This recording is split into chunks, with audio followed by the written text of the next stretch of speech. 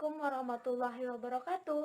Salam sehat untuk kita semua dan salam perawat untuk seluruh perawat di Indonesia. Berjumpa lagi bersama saya Utami Duyusli. Pada video kali ini kita akan membahas mengenai sesuatu yang lebih serius dibanding pembahasan-pembahasan sebelumnya di video lain. Nah, untuk itu saya harap kepada teman-teman yang menonton video ini agar menyaksikan video ini hingga akhir, sehingga tidak adanya salah tanggap informasi nantinya. Seperti yang telah kita ketahui bahwa WHO atau dikenal sebagai Organisasi Kesehatan Dunia telah menetapkan tahun 2020 ini sebagai International Years of the Nurse and Midwife atau Tahun Perawat dan Bidan. Hal itu ditetapkan untuk menghormati 200 tahun kelahiran Florence Nightingale atau yang sama-sama kita ketahui The Mother of Nursing. Kemudian pada tanggal 12 Mei adalah perayaan International Nursing Day. Sehubungan dengan hal tersebut, saya dan beberapa orang teman saya akan melakukan campaign melalui video ini. Pada video ini akan berisikan tentang pembahasan mengenai profesi perawat. Pembahasan dalam video ini dilatar belakangi oleh masih adanya stigma negatif atau komentar negatif yang merendahkan perawat di media sosial, terutama pada beberapa waktu belakangan ini, yaitu pada saat pandemi COVID-19 ini. Karena hal tersebut dirasakan perlu adanya edukasi atau pemaparan mengenai profesi keperawatan. Sehingga dengan adanya edukasi atau pemaparan nantinya, hal-hal negatif yang telah terjadi tersebut dapat terhapuskan. Namun sebelum lanjut ke video, saya ingin mengucapkan selamat kepada seluruh perawat di Indonesia untuk hari ini, yaitu International Nursing Day. Kemudian untuk para perawat yang sedang berada di garda terdepan dalam penanganan COVID-19 ini, semoga selalu diberikan kesehatan dan dalam lindungan Tuhan Yang Maha Esa. Untuk semua perawat, semoga kita selalu diberikan kesehatan untuk dapat merawat bangsa ini. Baiklah, pada pembahasan atau diskusi ini akan saya lakukan bersama dengan 3 orang teman saya. Nah, sebelumnya saya tekankan bahwa kami adalah fresh graduate dan akan memberikan informasi atau diskusi berdasarkan ilmu atau pengalaman yang kami dapatkan dari kampus maupun dari lahan praktik. Sistem pembahasan kali ini yaitu dengan tanya jawab. Namun, pada saat ini karena kita sedang berada pada physical distancing, kami hanya melakukan tanya jawab melalui rekaman video. Nah, saya sudah mendapatkan rekaman video jawaban dari teman-teman saya tersebut. Untuk itu, kepada teman-teman dimohon agar mendengarkan dengan seksama. Kemudian kami tekankan kembali bahwa video ini hanya bertujuan untuk menghapus stigma-stigma yang telah berkembang di masyarakat sejak dulu dan tidak ada niatan untuk menyinggung siapapun. Oke, selamat menyaksikan.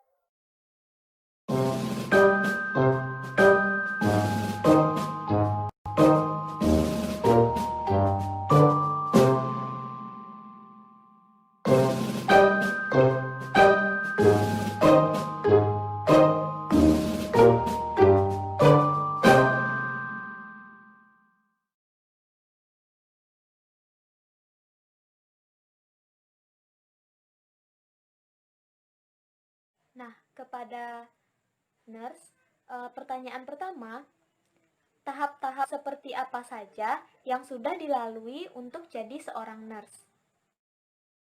Halo guys, perkenalkan, nama aku Eka Diana Permatasari. Sebelumnya minta maaf ya kalau nanti ada kedengaran suara motor, karena ini deket sama jalan.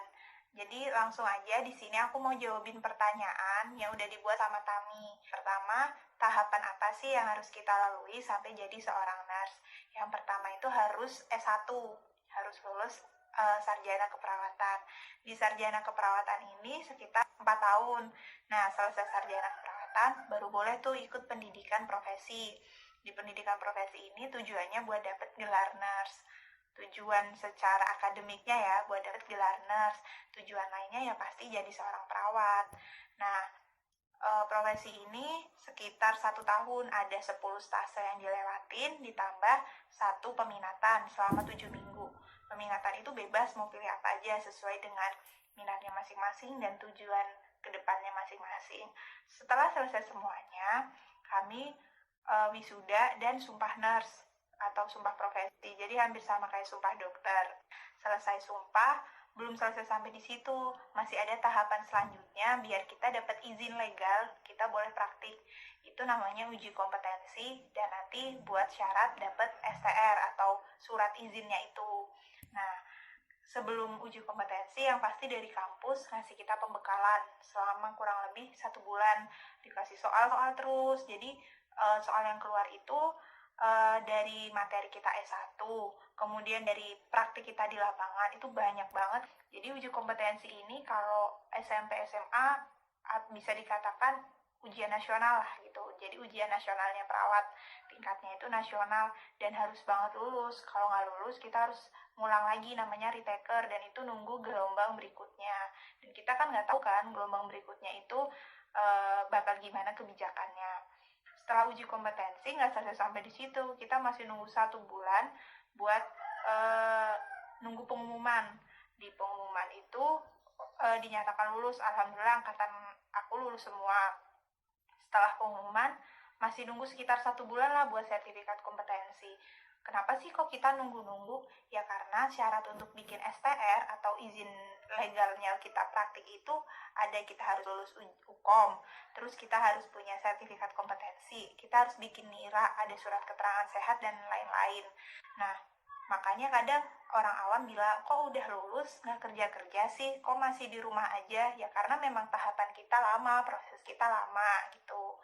Terus setelah selesai semuanya, syarat-syaratnya lengkap, kita baru bisa daftar STR.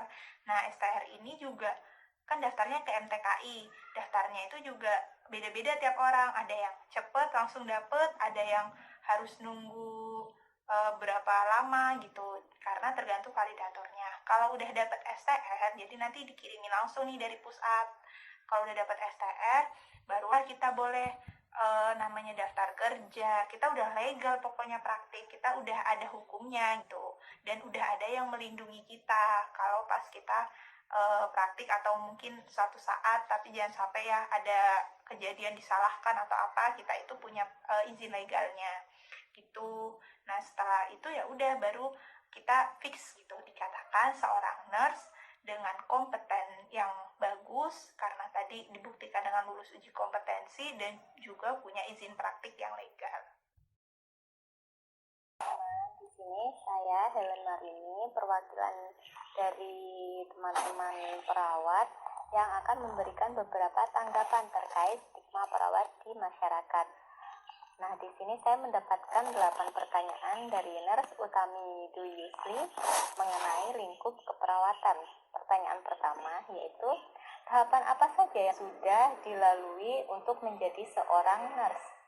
Tahapan yang telah kami lalui yaitu kami harus menyelesaikan tahap S1 keperawatan yang terdiri atas 144 SKS dan diselesaikan dalam rentang waktu kurang lebih 4 tahun.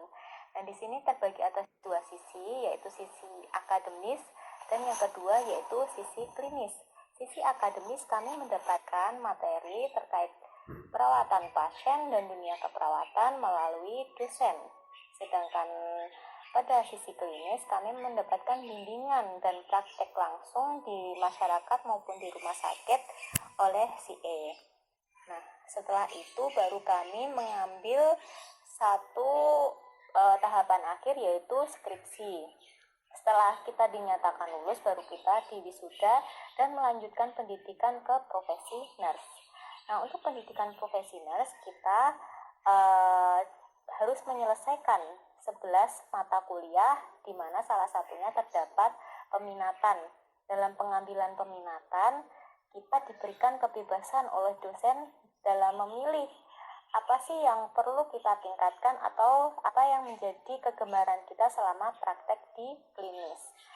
Nah, setelah itu baru kita dinyatakan di proses akhir ada tahapan project. Setelah lulus baru kita diwisuda. Setelah diwisuda baru kita menjalani uji kompetensi dan sumpah nurse. Setelah kita mendapatkan STR baru kita dinyatakan sebagai seorang nurse yang memiliki wewenang dan secara legal diizinkan untuk praktek langsung ke pasien. Nah, mungkin kira-kira seperti itu terkait tahapan untuk menjadi seorang.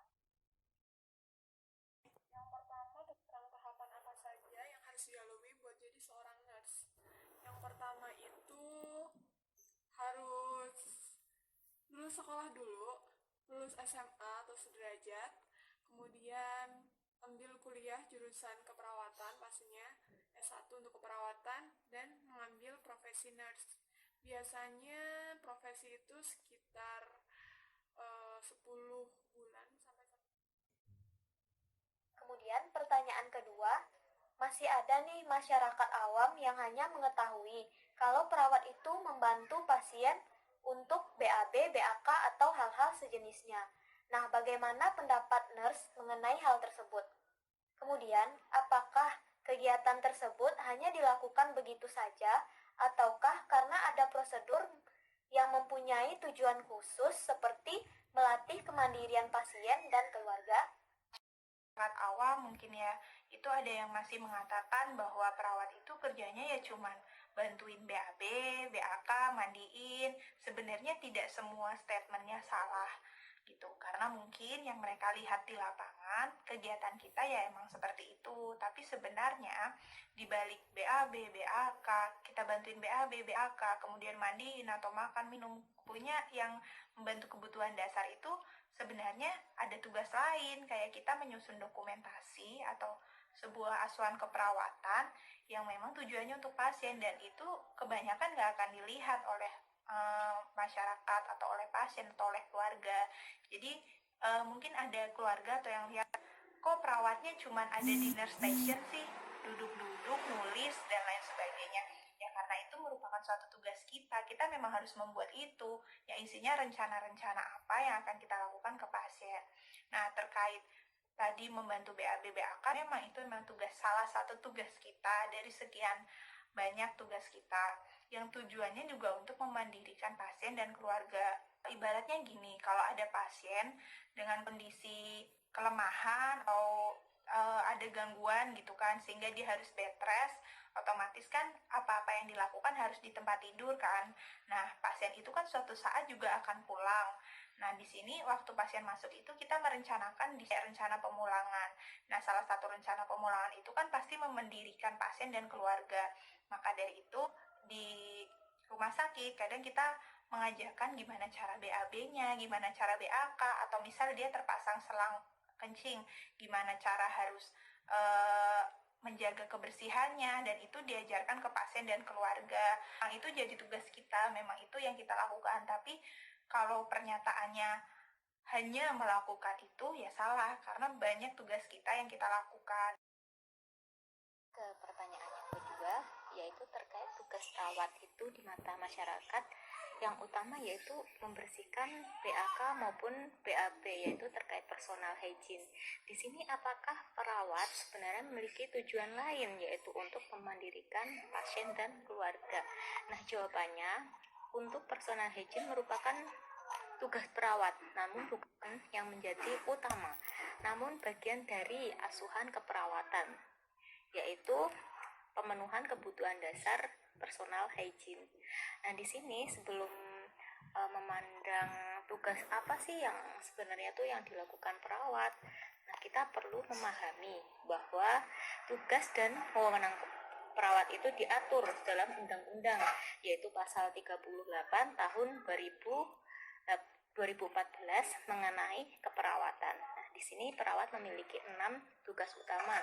Yang pertama yaitu sebagai pemberi asuhan keperawatan, yang kedua sebagai konselor, yang ketiga sebagai peneliti, yang keempat sebagai pengelola pelayanan keperawatan dalam segi manajemen, yang kelima pelaksana tugas dan pelimpahan wewenang dari tim medis, Sedangkan yang terakhir yaitu pelaksana tugas dalam keadaan keterbatasan tertentu. Jadi intinya untuk personel hygiene merupakan tugas perawat, namun bagian kecil dari pemberian asuhan keperawatan. Jadi seperti itu. Kemudian pertanyaan ketiga, benarkah saat ini masih terdapat fenomena perawat yang terlihat hanya melakukan instruksi dari dokter? Jika benar, kenapa masih terlihat seperti itu? Instruksi dari dokter. Jadi balik lagi ya ke orang awam atau masyarakat awam yang kurang tahu, kurang mengetahui gitu soal tugas perawat. Sebenarnya ini juga tidak sepenuhnya salah statementnya. Yang penting jangan mengatakan bahwa perawat itu pembantu dokter, karena itu salah. Perawat, dokter, fisioterapi, ahli gizi, dan lain-lain, kita itu bukan pembantu dan majikan, bukan pesuruh dan yang lainnya, tapi kita itu mitra kerja, kita itu sebuah tim yang akan menyelesaikan suatu masalah yang ada di pasien. Jadi kita punya tujuan, visi misi yang sama, dan visi misi itu nggak bisa diselesaikan sendiri, harus diselesaikan secara kolaborasi. Kan perawat punya kewenangannya sendiri, dokter juga punya tugasnya sendiri, terus bagian ahli gizi juga punya tugasnya sendiri, dan mereka punya SOP-nya sendiri, sesuai tadi izinnya, sesuai dengan legalnya mereka lakuin apa, ada kewenangannya yang harus mereka lakukan itu apa. Jadi ada sesuatu hal yang nggak bisa mereka lakukan dan dilakukan oleh tenaga medis lain. Nah itu kenapa kita namanya kolaborasi. Cuman kadang jadi bikin salah persepsi di pandangan masyarakat yang mengira bahwa mungkin salah satu tenaga medis nyuruh ke tenaga medis lain gitu. Padahal bukan, karena ya memang itu porsinya masing-masing, tugasnya masing-masing gitu. Jadi kalau bisa diibaratkan sebuah film, nah film itu kan ada artis, ada sutradara, ada editor, ada tim-tim lainnya.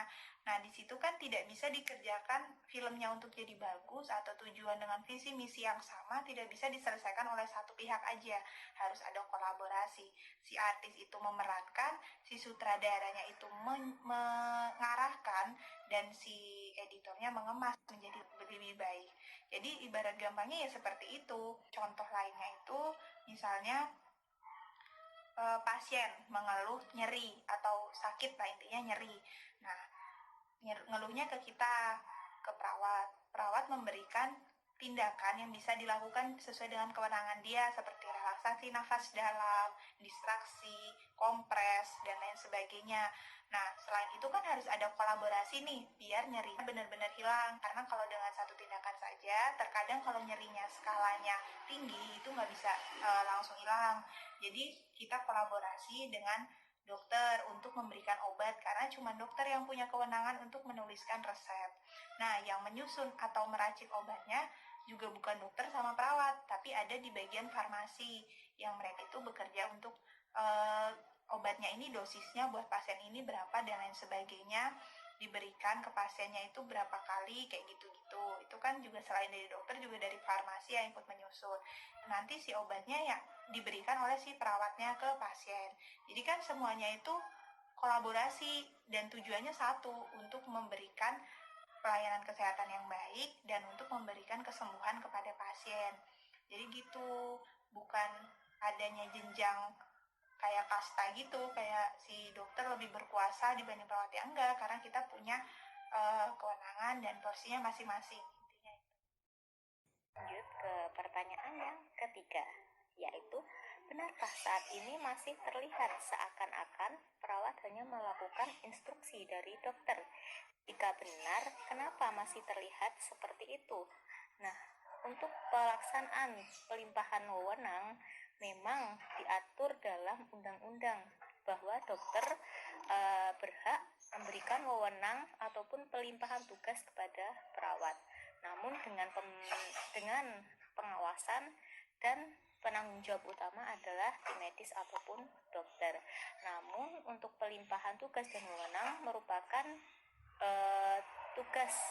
bukan tugas utama, namun bagian dari tugas perawat yang perlu dijalankan dalam memenuhi kebutuhan pasien yang sakit, terutama di lingkup. Kemudian tentang kesan bahwa perawat hanya mengikuti instruksi dokter saja. Kalau menurut saya itu nggak pas sih, soalnya kalau semisal perawat selama ini yang saya temuin, saat mereka melakukan tindakan kepada pasien, mereka juga sering melakukan edukasi-edukasi di mana itu adalah tugas-tugas perawat secara mandiri seperti itu. Dan mungkin terkesannya memang belum bisa maksimal karena banyaknya beban perawatnya sih, kekurangan waktu. Jadi kayak dengan satu perawat yang dia harus menangani 7 pasien kan belum bisa secara maksimal memberikan uh, edukasi ataupun intervensi-intervensi lain kepada pasien. Untuk pertanyaan keempat, benarkah perawat tidak bisa mengambil keputusan untuk keberlangsungan perawatan pasien? Coba jelaskan. Benarkah perawat nggak punya hak atau keputusan gitu, atau kewajiban untuk mengambil keputusan? Ada. Perawat itu punya hak buat mengambil keputusan. Kalau di saat kondisinya gawat atau gawat darurat atau darurat, perawat itu punya keputusan. Perawat itu kan yang 24 jam bersama pasien. Ini kalau settingnya rumah sakit ya, 24 jam bersama pasien di ruangan. Nah, saat itu mungkin ada dokter jaga, atau mungkin dokter itu kan juga pasiennya banyak, ada di mana-mana, dokternya visit atau dan lain sebagainya. Nah, ada kondisi pasien yang buruk atau code blue, dikatakan code blue. Nah, perawat itu kan nggak ngapa-ngapain tanpa nunggu dokternya datang. Pasti dia harus melakukan suatu hal terlebih dahulu sambil nunggu dokternya datang. Misal nih, pasien code blue atau pasien dengan henti jantung, perawat itu harus segera memberikan namanya kompresi dada. Kalau telat sepersekian detik aja itu bisa berbahaya kan, bisa menimbulkan kematian. Nah, itu juga ada SOP-nya, langkahnya, maksudnya ada aturannya kapan perawat itu bisa mengambil keputusan, tindakan seperti apa yang bisa perawat ambil keputusan. Itu ada standar prosedurnya dan ada aturannya sendiri, ada kewenangannya sendiri, tergantung dari rumah sakitnya. Terutama tadi kayak blue itu juga ada urut-urutannya yang memang sudah diatur. Perawat bisa untuk mengambil keputusan tergantung dengan kondisi pasien, tergantung dengan aturannya dari rumah sakit atau SOP-nya itu seperti apa, dan tetap harus berpegang pada kewenangannya dia itu seperti apa. Pertanyaan yang keempat, yaitu benarkah perawat tidak bisa mengambil keputusan dalam perawatan pasien? Apakah itu hanya dilakukan oleh dokter? Nah, jawabannya, perawat berhak menentukan perawatan apa yang diperlukan oleh pasien. Perawat berhak untuk memberikan rekomendasi kepada tim medis sekiranya hal apa yang perlu ditambahkan ataupun diperbaiki. Nah, di sini kita bermitra atau bekerja sama. Peran kita perawat ini sebagai seorang ibu. Hal apa sih yang perlu diberikan ke pasien? Karena kita memiliki waktu lebih banyak berinteraksi dengan pasien. Jadi ketika pasien membutuhkan hal lain ataupun dalam perawatan tidak terjadi perubahan, kita bisa merekomendasikan kepada tim medis kiranya apa yang perlu ditambahkan ataupun diperbaiki. Jadi kita saling memberikan masukan kepada tim medis.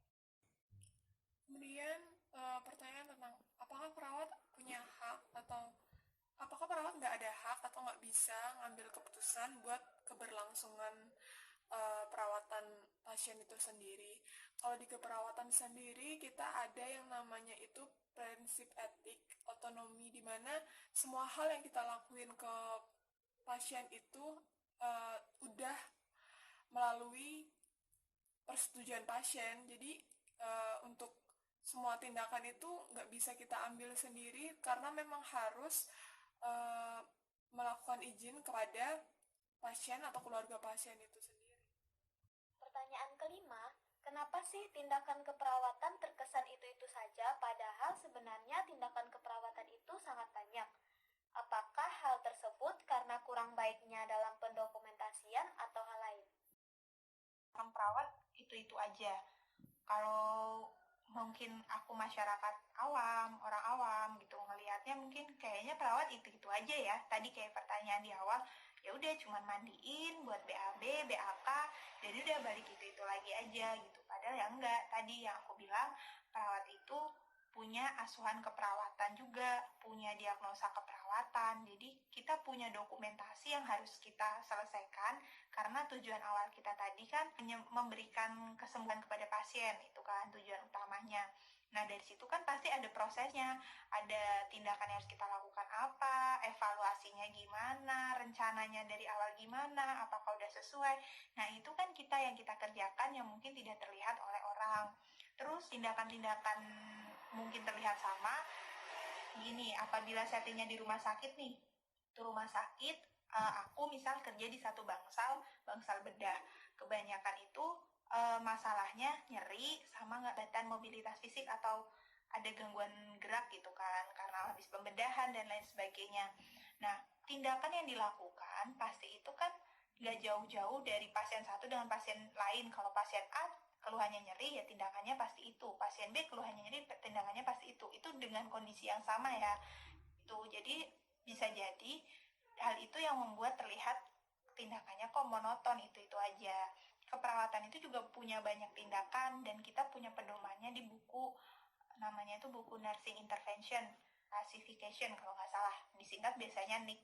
Nah, itu tuh di situ banyak sekali tindakan dan nggak cuma dari itu aja, kita bisa ngambil dari jurnal yang emang udah terbukti efektif tindakannya.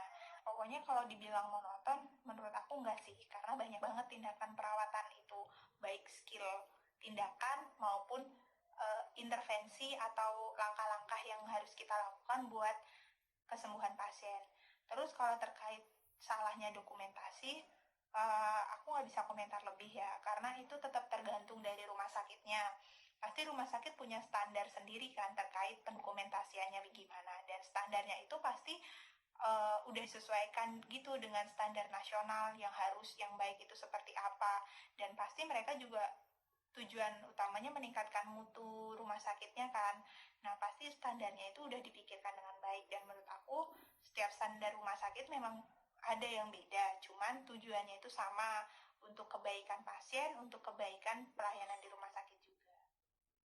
Pertanyaan yang kelima, kenapa sih tindakan keperawatan terkesan itu-itu saja? Apa karena kurang baiknya dalam pendokumentasian ataupun ada hal yang lain? Nah, di sini terkait pendokumentasian berdasarkan pengalaman praktek di klinis, memang beberapa rumah sakit memiliki tren masing-masing terkait pendokumentasian, baik dari pengkajian, penentuan diagnosa, terus intervensi dan evaluasi. Nah, di sini agar tidak terkesan monoton atau itu-itu saja, perlu peningkatan ilmu pengetahuan atau update ilmu dari tim perawat. Jadi tidak sekedar itu-itu saja. Jadi mungkin memiliki variasi terbaru, apa sih hal yang sekarang ini bisa dilakukan dan aman untuk kebaikan pasien serta memberikan manfaat yang baik untuk pemulihan pasien di rumah sakit. Kemudian tentang tugas perawat yang terkesan hanya itu-itu saja. Kalau menurut pribadi saya sendiri, memang setelah saya terjun di lapangan, apa yang saya pelajari di kampus itu jauh berbeda gitu kan.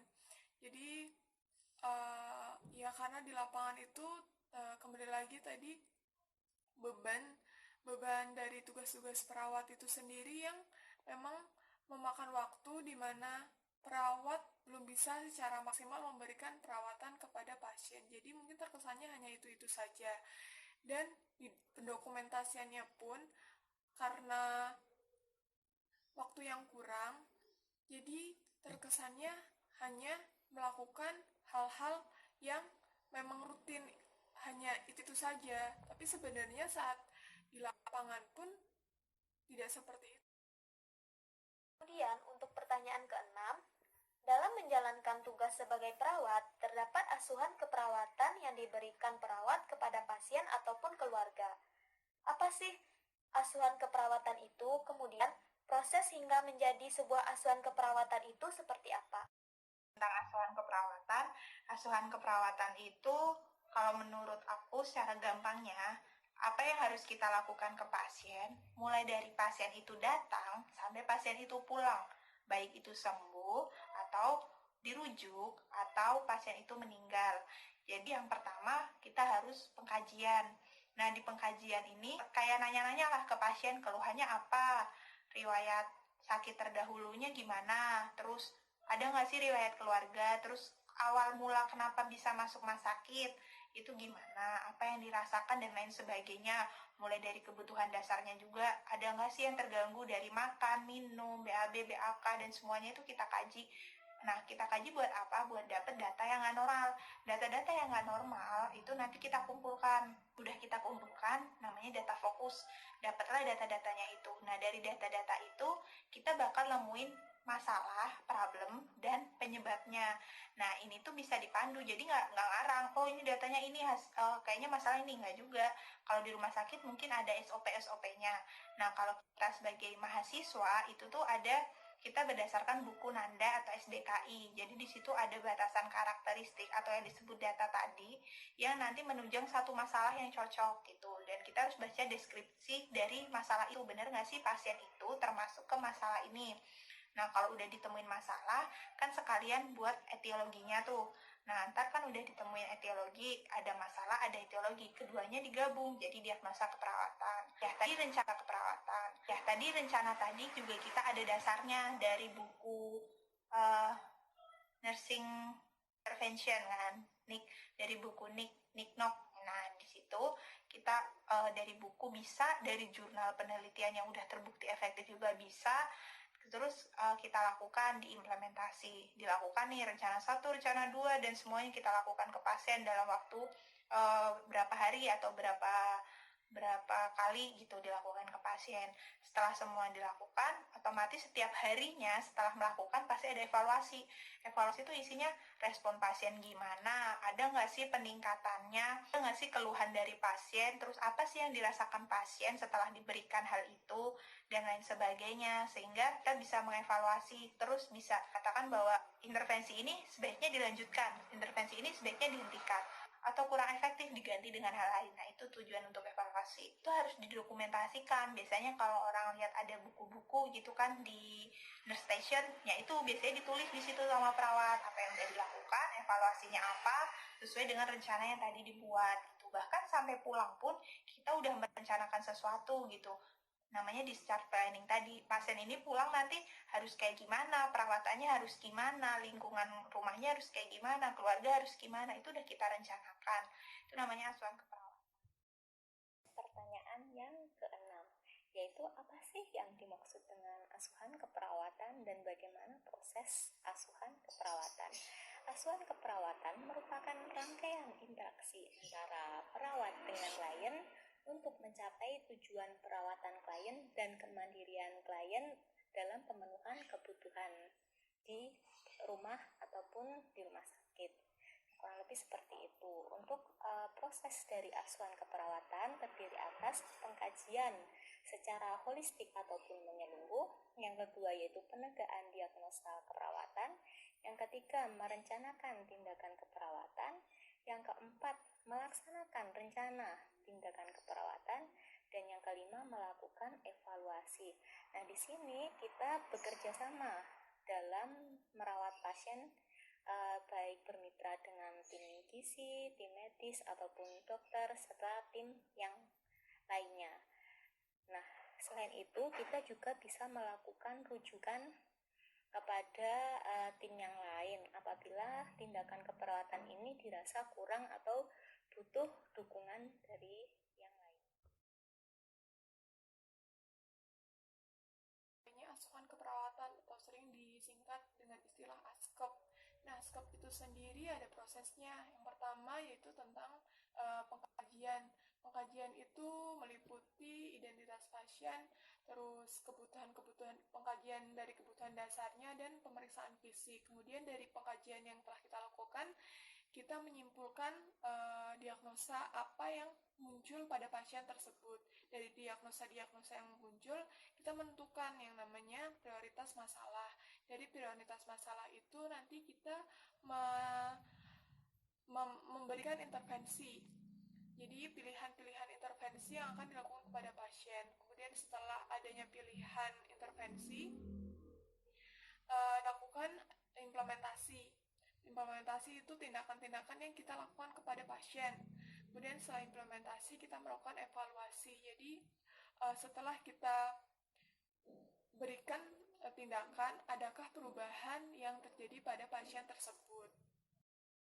Untuk pertanyaan ketujuh, mungkin sudah banyak masyarakat yang mendengar mengenai tugas perawat untuk membantu pemenuhan kebutuhan dasar manusia dan mengenai keperawatan holistik. Nah, tolong nurse jelaskan apa yang dimaksud dengan kedua hal tersebut dan apakah kedua hal tersebut saling berkesinambungan.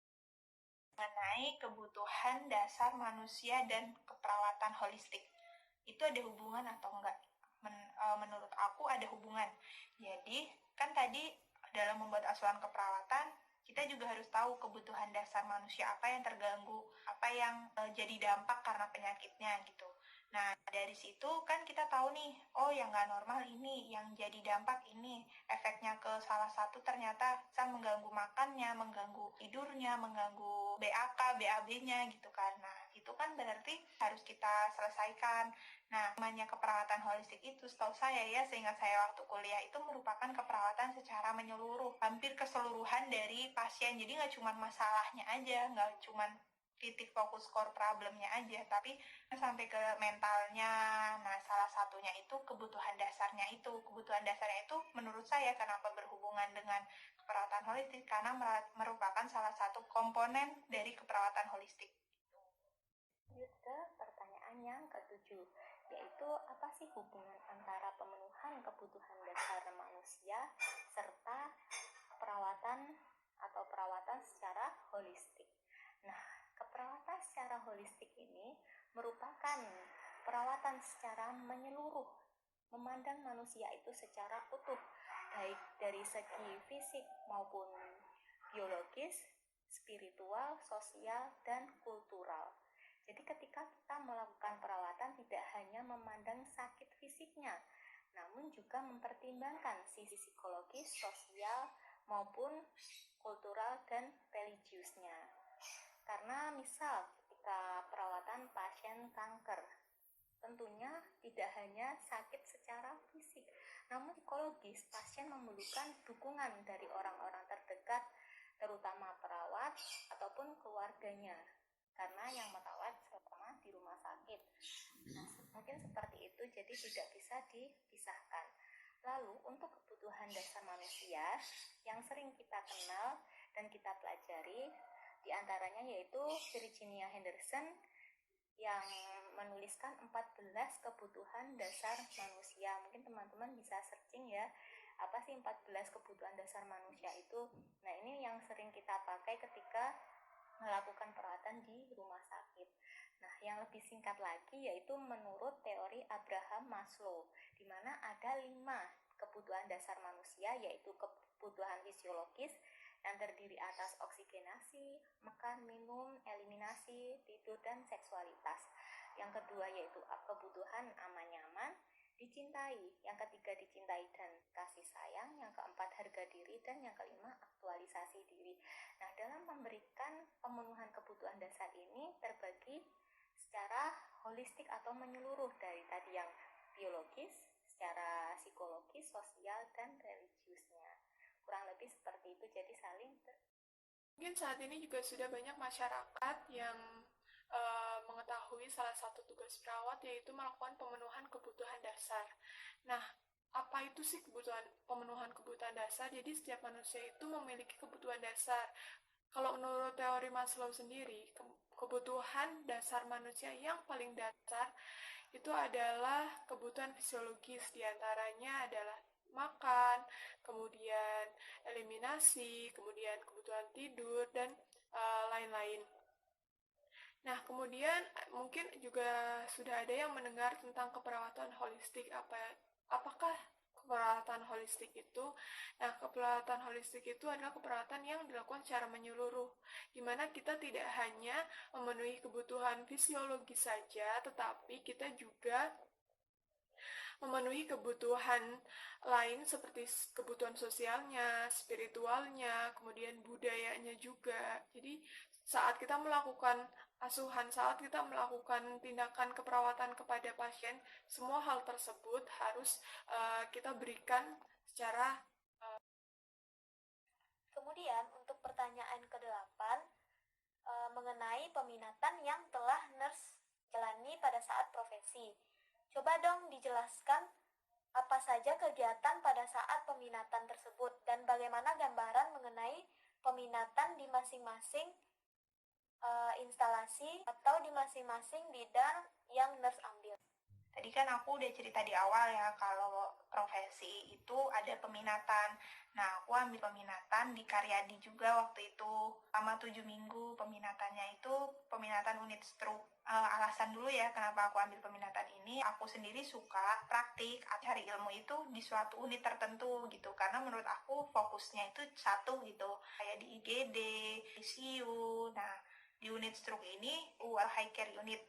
Nah, di sini salah satu alasannya itu kan karena aku pengen ada di suatu instalasi tertentu. Yang kedua, aku punya target ke depannya pengen perawat yang punya spesialisasi tertentu. Saat itu tertarik aja dengan stroke gitu, dan karena faktor lainnya itu karena perawat-perawatnya di HCU itu baik banget, kita nyaman, kita jadinya lebih bersemangat untuk mencari ilmu. Pasien-pasien di situ fokusnya cuman di stroke dan di bedah saraf.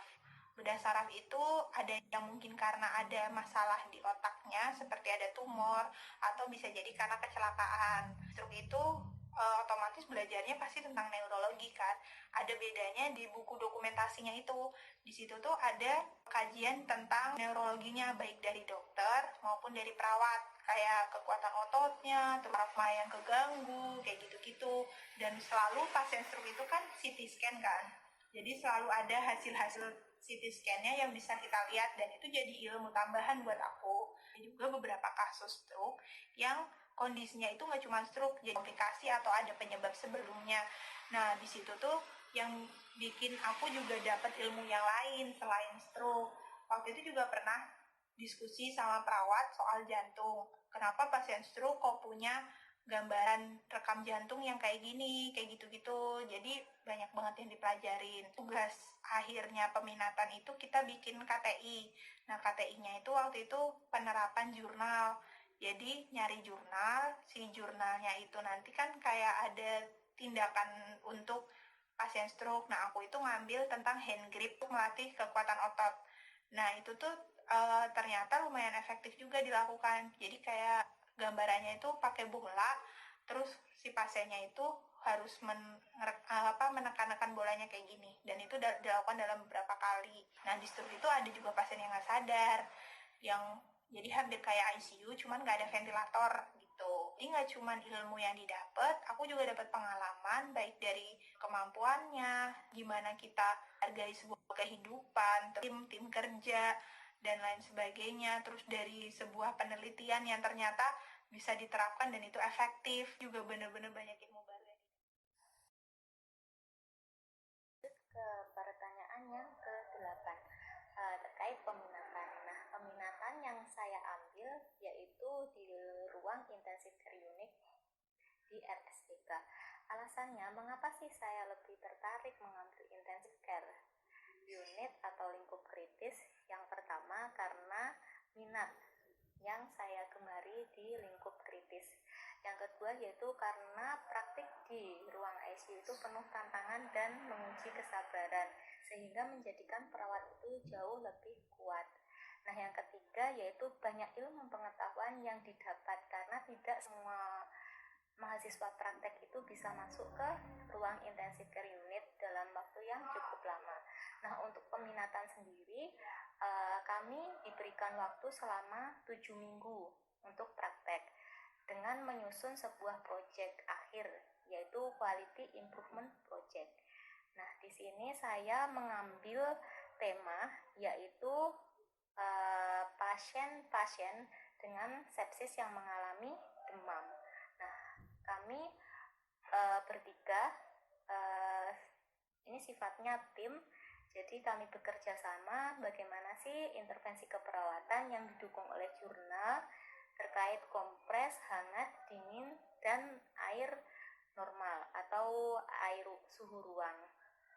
Nah, di sini ada beberapa manfaat yang didapat dari intervensi keperawatan yang kita update melalui jurnal dan perizinan dari rumah sakit. Lalu bagaimana sih peminatannya? Kalau peminatan sendiri sangat menantang ya teman-teman, karena kita banyak ilmu pengetahuan, terutama dalam interpretasi asam basa, EKG, serta pemenuhan kebutuhan dasar pasien kritis yang tentunya berbeda di ruangan yang lain. Nah, mungkin teman-teman yang berminat atau menggemari lingkup kritis bisa mengikuti jejak kami untuk mengambil peminatan di ruang intensiv. Nah, untuk peminatan yang saya ikuti yaitu praktik mandiri perawat, di mana praktik mandirinya itu adalah perawatan luka, terutama untuk pasien dengan diabetes mellitus. Nah, di peminatan saya ini, saya merasakan gimana perawat bisa benar-benar mandiri melakukan intervensi keperawatan, di mana mulai dari awal perawatan hingga akhir sampai penyembuhan, bahkan hingga rehabilitasi. Di sini perawat melakukannya secara mandiri. Ya, teman-teman, itulah tadi jawaban beserta penjelasan yang telah disampaikan oleh nurse kita. Kepada Nurse Eka, Nurse Helen, dan Nurse Yuni, saya ucapkan terima kasih karena telah bersedia meluangkan waktu untuk membuat video tadi, sehingga teman-teman dan masyarakat Indonesia dapat mempunyai informasi-informasi baru mengenai profesi perawat. Kemudian, saya akan menyampaikan beberapa pesan-pesan yang dapat saya ambil secara pribadi, mungkin dapat teman-teman pakai sebagai pesan-pesan untuk teman-teman sendiri. Untuk pesan yang pertama yaitu agar kita semua dapat menghargai setiap profesi apapun itu, karena setiap profesi mempunyai peran dan keahliannya dalam melakukan kewenangannya masing-masing. Nah, pesan yang kedua yaitu agar kita tidak cepat untuk menggeneralisasikan. Misalnya nih, jika melihat suatu kesalahan, jangan cepat mengatakan bahwa semuanya akan salah, seperti itu. Kemudian yang ketiga, jangan cepat dalam menyimpulkan. Misalnya nih, ketika kita ingin menyimpulkan sesuatu, maka alangkah lebih baiknya kita mengumpulkan hal-hal atau informasi yang valid terlebih dahulu. Maka setelah mendapatkan informasi yang valid, kita baru menyimpulkan sesuatu tersebut. Pesan yang kelima yaitu diharapkan untuk jangan ada lagi stigma yang mengatakan bahwa profesi X lebih baik atau di atas dari profesi Y, ataupun sebaliknya. Karena profesi di bidang keperawatan itu bertujuan sama, yaitu untuk kesehatan dan kesembuhan pasiennya. Pesan yang kelima yaitu jadilah masyarakat yang cerdas dalam bermedia sosial dan cerdas dalam menyampaikan pendapat-pendapatnya. Baik, itulah tadi pesan-pesan yang dapat saya ambil dari pembahasan kita kali ini. Nah, untuk teman-teman atau masyarakat ataupun para nurse di luar sana yang merasa ingin menyampaikan pesan-pesan, silahkan ditulis di kolom komentar. Nah, sampailah kita di penghujung video. Semoga apa yang kita bahas pada video kali ini bermanfaat untuk kita semua ke depannya. Dan saya ingin mengucapkan kembali kepada seluruh perawat di Indonesia, selamat merayakan International Nursing Day. Semoga profesi perawat di masa yang akan datang lebih baik daripada hari ini dan lebih maju. Serta saya harap teman-teman dapat membagikan video ini kepada orang-orang atau keluarga teman-teman sendiri, sehingga tidak hanya teman-teman yang mendapatkan informasi ini. Kemudian, jika video ini dirasa bermanfaat, silakan teman-teman untuk memberikan like dan komentarnya. Juga jangan lupa untuk memberikan subscribe kepada channel ini, sehingga teman-teman juga mendapatkan informasi-informasi lain yang akan diberikan oleh channel ini.